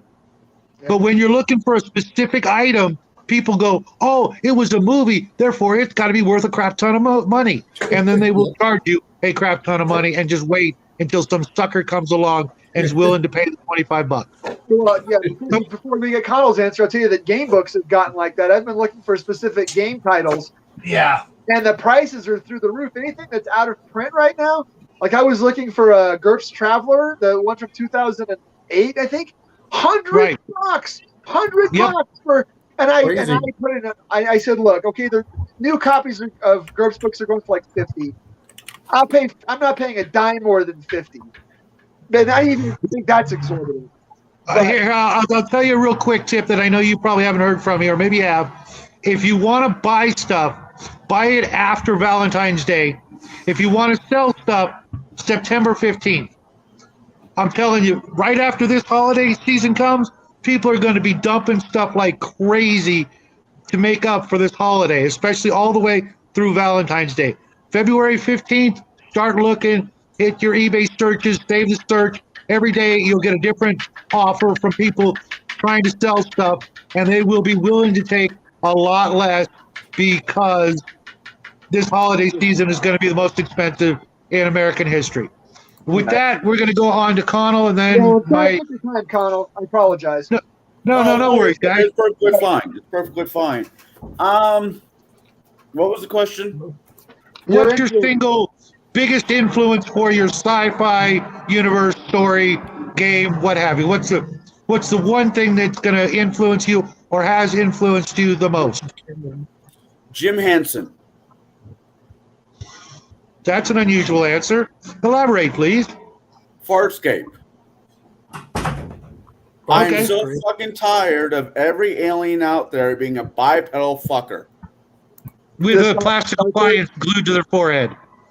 Right. I want my aliens to look alien. We've lost the terminology. Something is alien to us when everything looks similar. Oh, look, it's a Klingon. The only thing that makes them different is they either look Puerto Rican or they got mud on their face. Oh, it's a Vulcan. The only thing that makes them different is they're French and they have pointy fucking ears. Wait, no, that's an elf. Whatever. No, I want aliens to be alien to us. I want them to be strange. I want them to be. You forgot the Mo haircut, but you're right. I mean, there's nothing wrong with races out there being bipedal. Let me start with that. There's nothing wrong with it, but we overuse it. We overuse it so much in everything else. Sci-fi should not be stranglehold by the concept that we need to see ourselves in space. So Jim Henson with the Labyrinth, Jim Henson with Dark Crystals, Jim Henson Farscape, and other people of that nature who thought, fucking Sesame Street, whatever, have taken the concept of they don't have to be bipedal. They can have 4 legs. They can have 16 legs. They can have no legs. Maybe they just float around in a little floating chair. Once again, Farscape. But they don't have to be bipedals. I am so freaking tired of that. So when I do my campaigns, everybody's going to want to be a human or whatever races, because this is just, what I'm locked into. But if I can homebrew my creatures to be a walking blob that talks, a spider that talks, or whatever, I'm going to fucking run with it. I'm not going to be pigeonholed into bipedal fuckers. And they don't even have to talk. Sorry for my language, but it's my biggest hang up when it comes to sci-fi. You know what made Aliens so freaking scary? You never saw it. There's nothing on an alien that we can say, ooh, that kind of looks humanish. Because there's just the arms. The arms? That's only if they had two. That's only if they had 2 arms. The Queen had 4. And not all aliens, not all xenomorphs are similar to the next. I mean, some of them run on all 4 legs. They're more doggish than they are traditional. And so that's kind of where my head goes. That's when I do good sci-fi. It's not a universe of other bipedals. They must look human creatures. They have to be unique. They have to be alien to us. Right. I totally agree with you, Connell. Realistically, I can see how in the real world we would actually come across aliens that are very similar to us, just because of the way things, if it happens once, it can happen again. But I do agree, Traveler's good for that, because it does have some alien races that don't look like us at all. Real quick before I give my answer, Troy, I couldn't agree with you more. If you know what you're doing, the book, the system, you've got the DM gene in you to run a good game, then you should never have a problem. Now, for me, before you continue, my answer is probably going to shock Connell like no other answer I've ever given him. My biggest influence would be Marvel Comics. Back in the day, I used to read things like the Starjammers. Anytime the X-Men went out into space, Star-Lord, the original Star-Lord, not that weirdo that they've got in Guardians of the Galaxy, because that's not Star-Lord. If you guys ever read Star-Lord, the big old-fashioned, Savage sort of Conan magazines, where it'd be Star-Lord with some smoking hot alien chick wrapped around his waist, on her knees, basically. Those covers, that magazine, so many other Marvel titles. Just, I wanted my universes to be like that, where everything could work. Because in Marvel, you had magic. You had sci-fi, hard sci-fi, soft sci-fi, whatever you want to call it. You had superpowers, you had mutants, you had aliens, and it all worked. Hell, you even had Ghost Rider, a freaking cowboy, the original Ghost Rider, a magical cowboy, okay? I mean, boom, it had it all for me. So in a nutshell, that's what influenced me the most. And I know, Connell, you're just like in shock, right? No, it makes sense. Okay. Actually, to be fair, if you're doing more alien-based things, I imagine it'd be more DC because DC goes into aliens a whole lot Yeah, farther because than Starfire Marvel. was incredibly hot. Yeah, I'll agree with you. But Starfire was that's just just so much my hot. my take of the comics. That's true. I did read a lot of DC comics as well. Superman's a good one for space every once in a while. The Teen Titans and yeah, because the Teen Titans actually was one of my favorite DC titles back. Not the original Teen Titans, but when Starfire and Cyborg first came in, that #1 issue. Oh man! And then #2 with Deathstroke the Terminator. Hey, who's that little guy? I see a future gamer. This is son number 3. Yeah, Son wow. #3, you. Off. Oh my God, you're just You gonna have have a your own whole gaming table group. of gamers. Good job. We painted some minis today. Good job. How do you like painting? How do you like You like painting? to paint? You like to paint? Yeah. So this Awesome, is where Connell awesome. becomes goes from being foul mouthed to Connell being polite and good around kids. Oh, yes, you've been amazing. Thank you. I appreciate it. You have been a paragon of virtue. That's a horrible lie. I would say this for anybody that has little kids. Contrast paints, dipping inks, speed paints, all work really well with kids because they can put one coat on and then you can just touch them up later on when they're done. Perfect. Oh yeah. As a matter of fact, one of these days I've got to show Jackie's first miniatures he painted were the original Ralpartha set of elementals, and he did the paint, the dry brush. We didn't use ink back then or washes, but they look as good as any 1980s and 90s painter, and we still have them, and they look good. I would not be embarrassed to put them on the table, and I just don't remember where we put them. Otherwise, I I'd would throw them say out. you, as a parent, I would understand why you wouldn't be embarrassed. The question, though, is They're actually, they're actually so good. I don't believe what he's saying. And He was that much older than your son there, Bo, when he painted him, because that's what got him hooked. I know he's listening, but he saw me, playing with these little toys and painting them, and it seems like something that kids are going to look at and go, I can do that. I want to do that. I want to play with those. And that's how we started playing Shadows of Brimstone, and the rest was history. And for those of you who've never tried Shadows of Brimstone, all I can say is you better have a lot of money saved up because it will suck it all out of your wallet faster than anything else I can imagine. It's just such a fun game with great minis. It's just, I mean, especially if you like the idea of having, it is a board game. If you like the idea of having a bunch of cowboys or samurai going from different world to different world with, very vague missions and not a lot of role playing in it at all, really. But it does it all for you so well. And the next Kickstarter, when it gets here, the little guy and I are going to be in a hog freaking heaven. Isn't that right, Sport? Yes. Well, son number 2 has a D&D group, and that's where he is tonight. Son number 1 doesn't. I tried to get him to play. We played some Ogre. We got Ogre with a lot of the expansions, but I've been trying to get him to play. My kids won't play with me, so. You got him. You got him, buddy. For now. For now. But we've been trying to run. I've been trying to get various games. I've been trying to get him to run a fantasy trip actually because it's a 3-stat game, super easy to run. It's like GURPS Lite, super easy. And he's actually son number 1 has got fantasy trip and a couple of the expansions for it. But he'll read the original. I think he's shy. Do you have the original fantasy trip? No, the new one from like 10 years ago. Oh, okay, yeah. All those I was talking to Grim about that also. All those little like plastic envelope or little plastic boxes.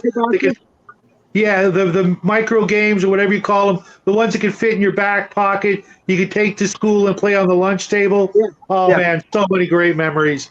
Yeah, I'm gonna have to start Awesome. breaking those out and Car and Wars and the Illuminati card game, in the pocket box. Oh my! yeah, So many tables flipped over that. Thing's worse than Monopoly. Ogre, Chitin, Sticks and Stones, Transylvania. The roots are Um, showing. Be careful. yeah, I've got like every one of them. There's only about out of TSR micro games, which was like I think Steve Jackson or pre Steve Jackson. Avalon Hill. What was the other one, Grim? You had the old oh gosh, the one in Texas. Oh, Heritage. Yeah, Task yeah, of Force. course. Task Oh, Force. and Task Force also, yeah. And Heritage. Anything Heritage, I have just about everything Heritage ever made, except the That's Krieg awesome. Peelers and some of the other red packages. But my Heritage collection is pretty legendary. Shadow, that ought to be a discussion for a later, an off-topic Saturday. Is how do we get kids involved with our with our old man games, because that's the next generation, that's the future, and I've had a heck of a time getting my kids involved. Connell, you said you've got kids. Your kids play? I have two stepsons and a daughter. My oldest stepson, Laszlo, is 21-year-old Aspergian kid. He is more about the lore than he is about the game, but I have got him to play with me. Corbin is 15 going on 30. He right now is more interested in what Jack should be interested in, girls. And Maggie, I can run for her, but I've made this. Oh my God, I can't believe I'm admitting to this one. I've made a game for her that is very My Little Ponies girl friendly type game.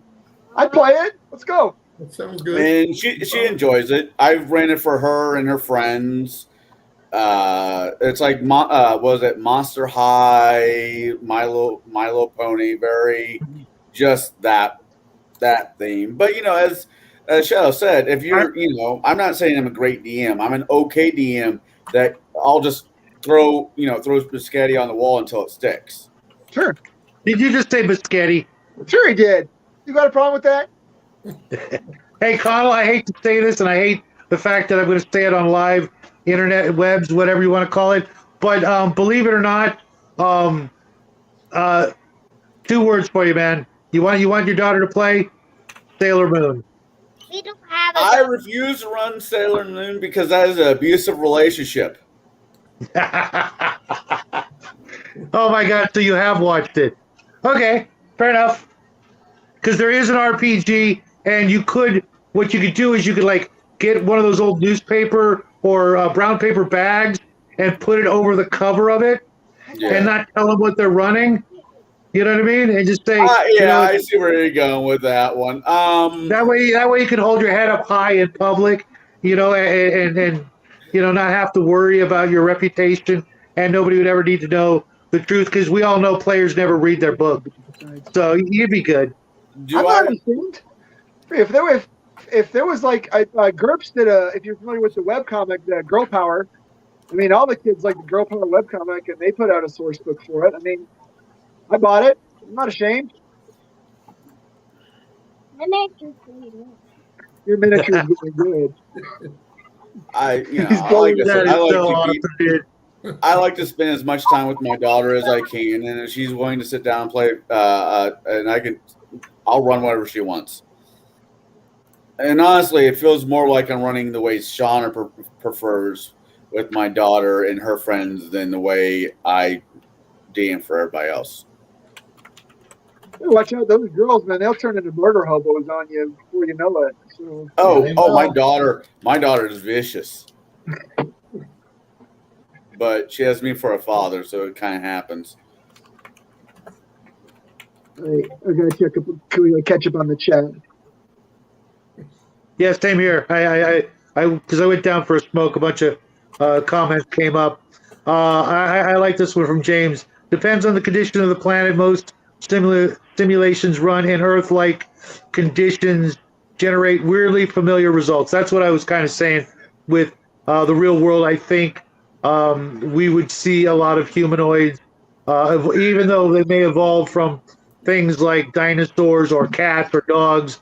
I think eventually you're at the very least going to get hands like ours. Everything else may be different. They may still have the tails, I things like mean, that. yeah, I mean, look at the raccoon, the squirrel, any kind of weasel-ish animal. They have all all 5 digits, and I mean, it is what it is. I'm just tired of it. I want to see something else in Yeah, my yeah, media. absolutely.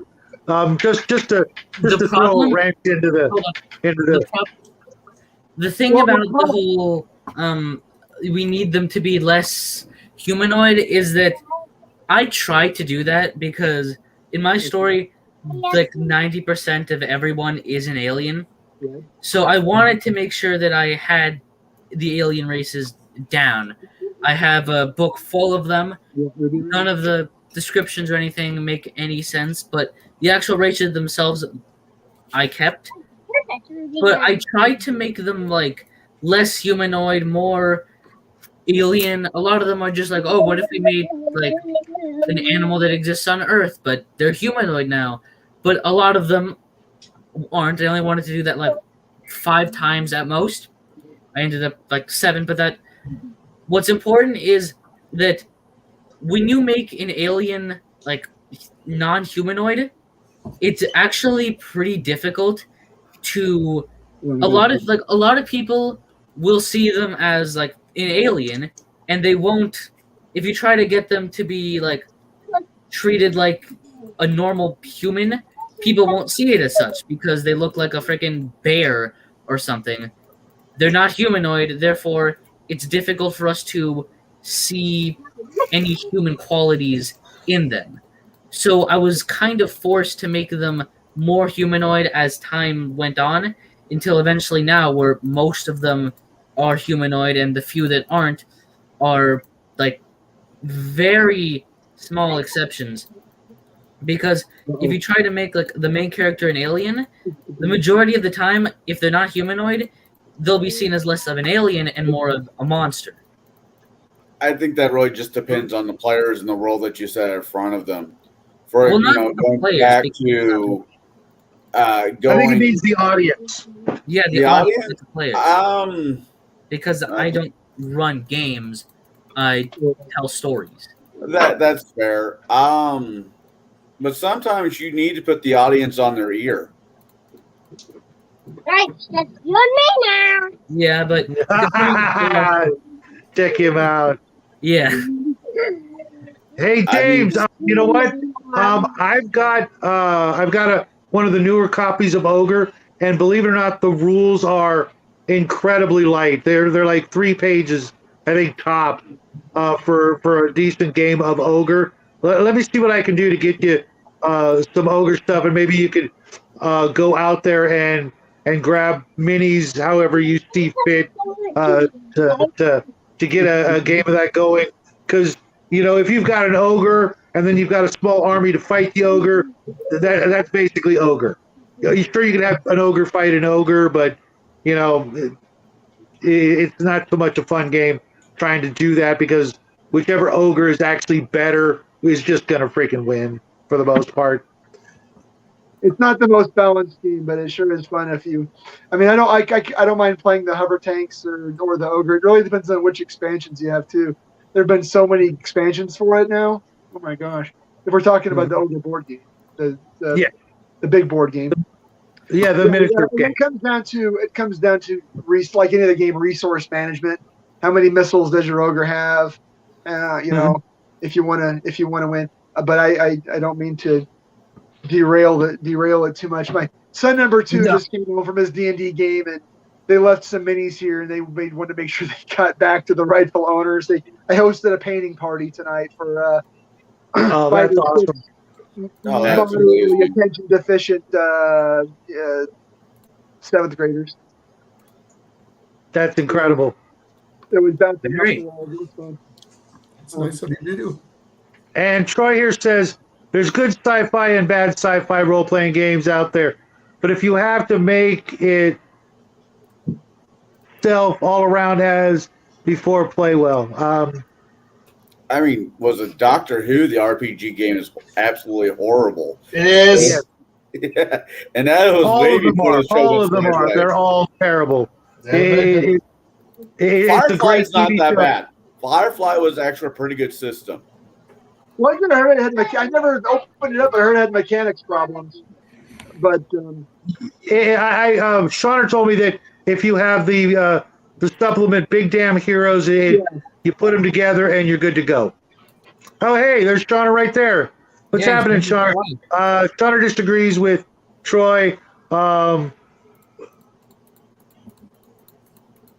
not sure which part he disagrees with.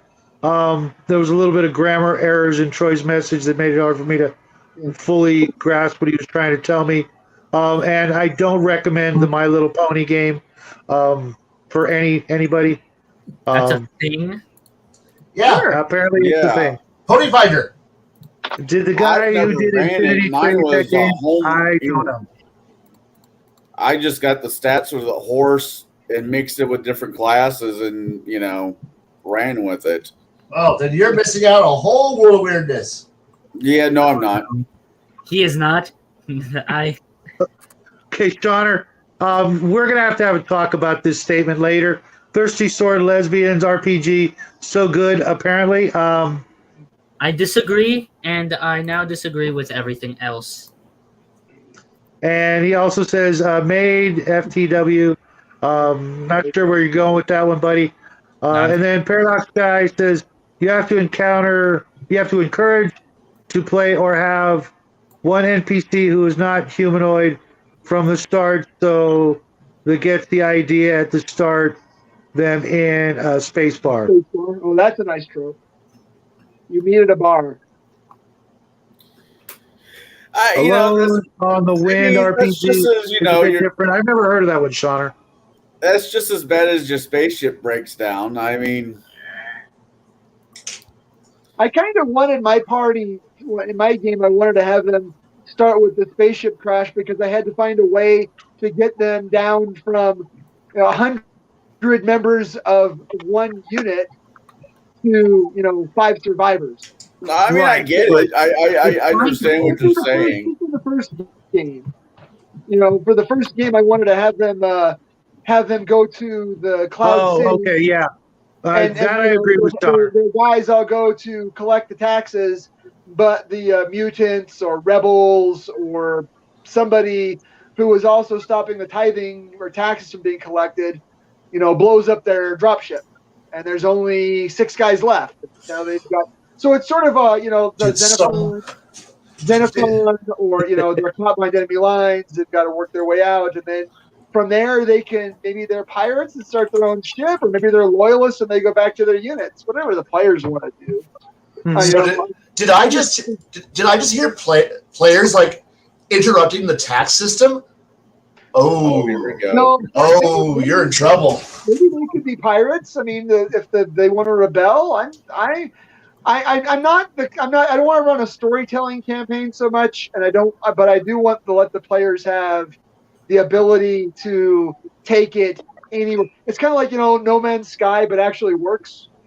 Oh, but the thing is that I would love to have a game where the GM goes, "You're all members of the tax, of the IRS tax collection agency," and have NPCs try to stop me from collecting the taxes.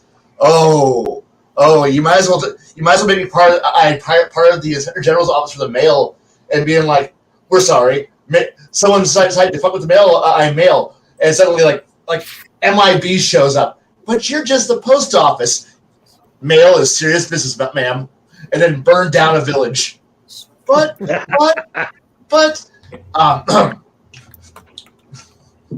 yep. Okay, James. No sexy games. I think you meant no groomers at the table. And Owen, I want to play a 40k orc in Rogue Trader. I haven't played Rogue Trader since it came out the first year, so I'd have to go back and look at it.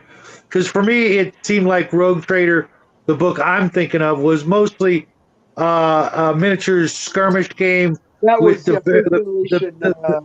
You're bare thinking minimum of RPG in it. you're thinking the original. RPG. Okay. Yeah. Yeah. There's a for the Warhammer 40K RPG. Yeah. Version. I've got it. I've got the PDF of it. I haven't really looked at it. I was going to try to mine it for just to mine it for source material. Agreed, James. That's how it needs to be done. I don't want to participate in that either, nor do I want to be at a table full of people who want to participate in that. Dark Heresy, I've heard a lot of good things about it, but I also get it confused with Dark Conspiracy, so I'd have to check that one out. Yes, mailman and IRS agents. We guys, we said we were going to keep this out of real world politics. Look, make me part of the space IRS. I will go knock some heads, steal some money. I will be happy. We got the rabble rouser in the group, don't we? That's usually Jack. And the thing is that I would be a government certified agent. I have a badge. You fuck with me, I call in firepower, real support. And eventually, I would have. You think you're gonna dodge? Like you've been trying to sell some guns off the record. You ain't paying your taxes. You decide to steal some mail, and then you decide to shoot at me when I come up there to your house to go collect on the money. You better believe your house is gonna be surrounded by artillery, attack gun ships, and enough firepower to level a small division. So you and your fucking family better hand over your shit, or I will kill you and your entire bloodline. Is it the second or third rant of this stream? I don't remember. I blocked out somewhere there. Yeah, we end bloodlines. That should be the party's motto. Sell their children into indentured servitude to pay their tax debt. You're assuming that any of the children will survive. Oh God, I got to jump ahead in the comments here. Here you go, Kai. Wow, Ruby Ridge guy. Look, I understand. There are two ways to play this. If I am the adventurer who's independent or the good libertarian, you better believe my mountain fortress, my 4 people better be an adventuring party, and those IRS agents had better be ready for hell. But if I'm the government guy, you better believe I'm calling in every asset under the planet. You shoot one of my guys, I'm going to bring hell upon you in return.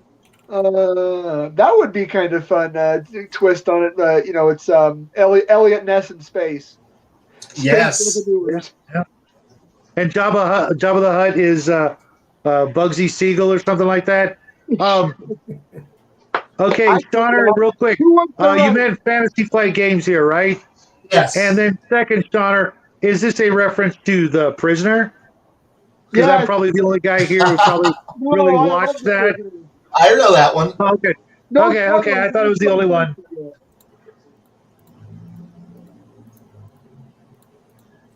Steve Correct wants a groovy RPG put out of control. Judge Dredd. Yes. A little bit of Lex in space. I'll pass on Lex. You can feed the bad guys to your spaceship. Oh my gosh. This is too fresh. I know because my dad works at Nintendo. Alien Task Force, ATF. That's good, Sean. I mean, no, that's pretty good. And Shauner, you're going to have to tell me a little bit about Dark Heresy to make sure I'm thinking about the right game later. I'm sure we'll bump into each other. I could tell that game on another night for hours. I love that game. Which game? Dark Heresy? Dark Heresy. How are the mechanics of it? I got it on the Rumble Bumble or whatever the heck it's called. I bought like all of them for $20, like every single 40 PDFs. And I haven't even got a chance to look through them all yet to see if the mechanics are any good. Debatable. On another occasion, I can run you through it. It's a fantastically bad game. I like Dark Heresy. So it's 40K, huh? Yes. Dark Heresy is the only part of 40K that I can afford. Dark Heresy. Okay, Okay, run it through real fast. Dark Heresy. You're the Inquisition. Hunt down heretics, mutants, freaks, freaks, and aliens. You play. I could do that. I could do that. I like those Hugo Boss uniforms. Now, you play now Total War, which is a Dark Heresy companion game, parallel game. You are playing the Imperial Guard. Congratulations, you're gonna die a lot. Dear God.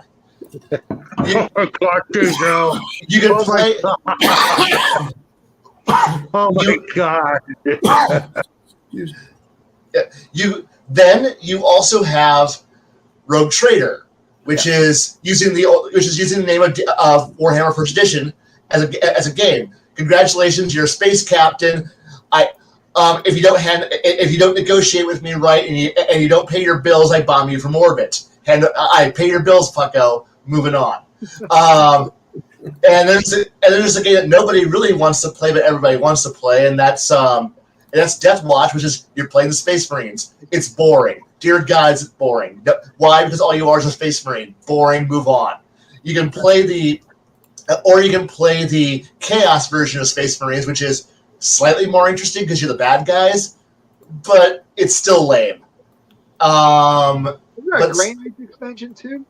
Was that? Was there a Grey Knights expansion too? Yeah, but that's part of that's more boring. The Grey Knights. The thing is, the Grey Knights are kind of a hybrid between playing the Death Watch versus Marines and playing Inquisition. Right. You're not really the Inquisition, which is kind of lame. But there's also an Inquisition expansion which gives you the Sisters of Battle, which is also kind of cool. It's also an expansion that lets you play Eldar and Orcs. Kind of cool, not really, because you can't talk to anybody who's Imperial. Or unless you're a rogue trader, and then you can be cool, but you're not.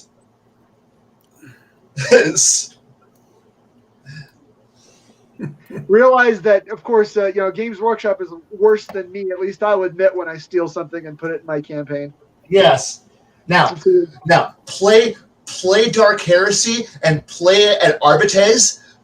You're Judge Dredd. You fly up on a hover bike. You smash somebody, and when everybody kind of goes, "Why did you kill him?" You start quoting laws. Just start making up numbers and rules because there's a rule to kill you for anything in the Imperium, and just start quoting random things. And everyone goes, "Well, obviously you're right." And then you just go, "Good day, citizen." And you get on your bike and you flip, and you go scooting up to off again and to your next crime. Right.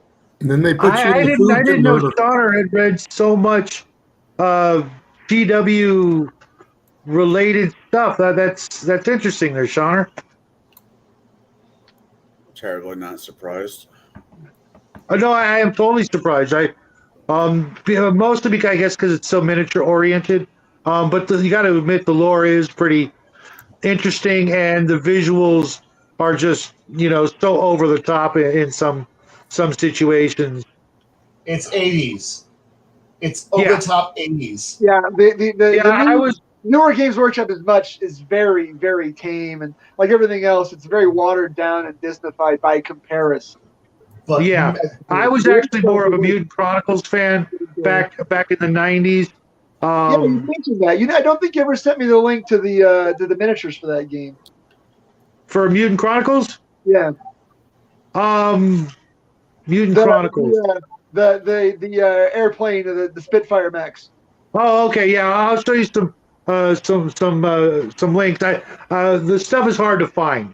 But write it down before it falls out of my brain.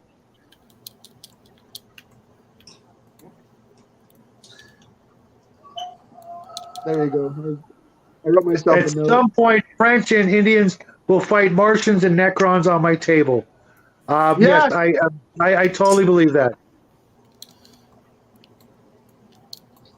40K was awesome, but for me, Mutant Chronicles just grabbed me a little more. I mean, they had so much of the same stuff going on: the big shoulder pads, the human-centric, for the most part, spin on things. But for me, Mutant Chronicles was just, it had this aura of believability in its story that you could see our future being that as opposed to being 40K. Obviously, 40K is a lot farther off into the future, but I could see Mutant Chronicles happening in like 100 years. I could see that being the actual future. The RPG Brigade was heavy into Fantasy Flight games, 40K RPGs from 2008. Okay. Right. I don't know who that is. Warzone. Yeah, Warzone. Warzone was the Mutant Chronicles miniatures game.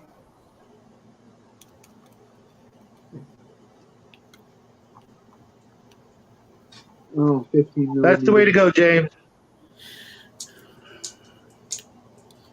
Mantic Firefighter is a very cost-friendly 40K replacement, like a quarter of the cost. So only an arm, not an arm and a leg. Is that what you're getting at? Just play miniatures. Like if you're gonna run any kind of tabletop war game, just get the miniatures agnostic games that are cheap and you can run any minis you happen to have, like Stargrave or one-page rules. One-page rules, I think, are free for the rules. And you can get any damn minis you happen to have and just run with it. Just a hand, okay. Is a good one. Space Weirdos. I got my eyes. Rain and Hell. Millions of them. I don't do I don't do as much tabletop as I would like. I don't even play as many RPGs as I would like because finding real life people to play games with you can be. Well, that's what I said. I said Stargrave, DM James. Gosh. Maybe a knee. Yeah, we're gonna definitely have to work on getting more online games, just because having played a few of them, it's not all that watered down like a lot of people think. And when you got the right group of people, I know that from just this last week playing with Connell and Kai and Jade and Bruce and Baron and myself, we had a lot of fun. And once you start making it regular, yeah, of course it would be wonderful to get to play in person. But when you meet great people, but they live 500 miles away, right? Let modern technology bring us together in a facsimile of actual face-to-face conversations. Anyways, did Bo and Grim, did you guys ever go?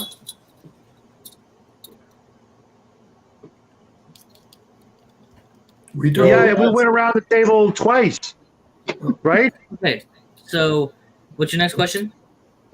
My next question is, what are you guys doing next week? Because we almost hit the 2-hour mark. Yeah. And as you guys know, I have to skedaddle off to Nathan Allen's show, which just started.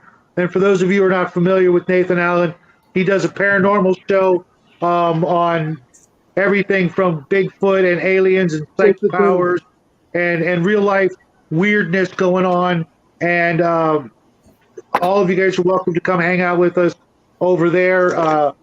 He's only got room for the 6 people as well. But it's called Nathan Allen. It's on YouTube. And then type in quantum after it. Otherwise, you'll get some saxophone player that's not him. He's a good saxophone player, but yeah, the guy can play the fucking. Don't get me wrong, the guy can play. Yeah.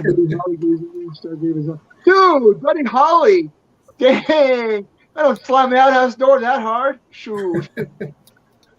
Next Saturday I will be at the hospital. I'll be picking up a shift at the hospital, but I'll try to tune in at least on my earbuds when I'm okay. That's okay because I wanted to give Omen Owl a chance at not only these questions but hanging out with us because he was here. But I told you, Bo, that I want you to keep coming back every chance you get, and we will rotate. But I know we'll rotate the guests because Grim didn't get to talk a lot tonight. But we only had 2 questions because there's 6 of us. Fine. I'll stop running around. It was hey, you guys, I'll go get drunk. Shut up. So, I mean, I would get 10. I would upgrade for the 10 slot, but then we get through one question. We get one question a night, and that's that's just not. And it's not as intimate, and we don't get to know each other and all that. Of course, James L. and Sean and DM James and all you guys are always welcome to come in. If we have to, we'll like kick people out, let people in, then bring people back, or whatever it takes to get through some of these questions. Or we'll just make DM James invite us over to his show, and then we'll continue over there, something like that. But because all you guys are, what, Connell? I just had a really weird idea, but I'm leaving it alone. But really quick, guess what I'm doing next Saturday? No idea. Same thing you're going to be doing next Saturday. Oh, yeah. We're going to be playing with Bruce. I thought you had something new to do next week. After Bruce's Pathfinder. Drinking, eating, and whoring myself into an early death. Nope, the same. Okay. Fair enough. Jack, you didn't hear any of that. It's hard to be disappointed when you're already at such a low point. Hey. That's interesting, hey, Jack, Connor. what are you going to do? You are going to love what I'm going to show off real soon, Connor. If you thought my Heritage Star Trek RPG was a blast from the past, wait till you see my Star Trek miniatures. You're gonna be pretty amazed. I miss those. I used to love those Star Trek. What was it? Starfleet Battles, the plastic and the metal spaceships. Even though I couldn't win that game to save my life, I play that game every Tuesday. Well, put those up on make a video about those, Shadow. I'd watch the heck out of that. Yeah, we do a treasure chest Tuesday video, and believe it or not, the idea was Grim. It was his idea. Even the treasure chest, the whole thing, the way we do it on Tuesdays, it was his idea. He gets all the credit for it. I just show off some antiques in the gaming collection that I have. Yeah, it was you, man. You get the credit for it. You got to show off those nice miniatures, man. It's amazing the collection you have. Yeah, it's incredible. And one day it's going to be yours, you got to take care of that collection one day, Jackson, and honor it and pass it on to your children and get add more. to it. Your job is to scour yards and vintage Grenadier and Ralpartha miniatures.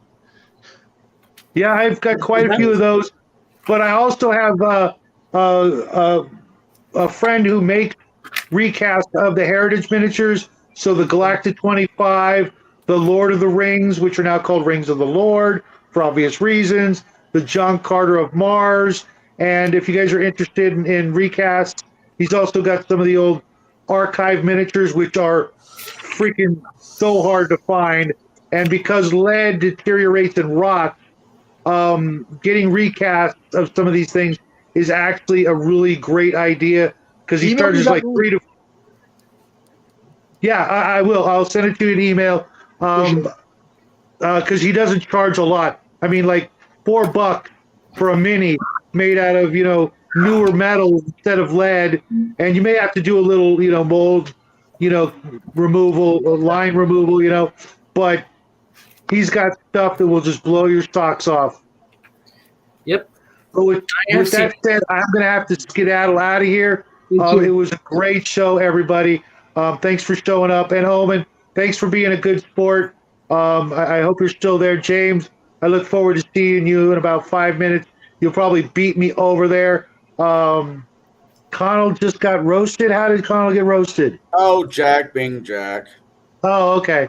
Well, he's well, he doesn't understand though what Jack doesn't understand with my comment about drinking only the best wine and whiskey, eating only the best of food, meat, good steak, good other food, when whoring myself to an early death. Well, I'm Catholic. I have church on Wednesday. I can confess my sins. All is good in life. Doesn't change what I said. That sounds too easy, Ben. Yeah, well, and if I look like Buddy Holly, it's because I've got the bifocals on and I've got to pick my head up so I can actually see the screen. Bifocals since I was in my 30s, so lucky me. Thanks again for being such a good sport, Omen. And everybody else in the chat, have a great weekend. We love you guys. I can't wait to see you guys again. For those of you who don't have my email, it's in one of my latest videos. If not, hit me up and I'll send it to you if you guys want, to get those miniatures or talk to to me about other things.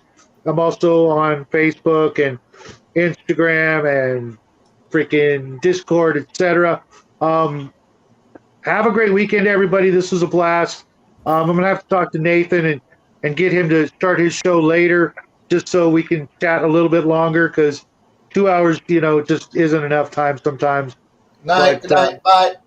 But later, Kai. Bye. Thanks for showing up. I can't wait to see you again this week, buddy. Bye, You will. Kai. Bye. Nice to meet you. Bye, Kai. Bye, Jackson. Buddy, you take care of yourself. And Shadow, thank you so much. No problem. No problem. I want you here next week if you can make it. It's pretty easy though, right?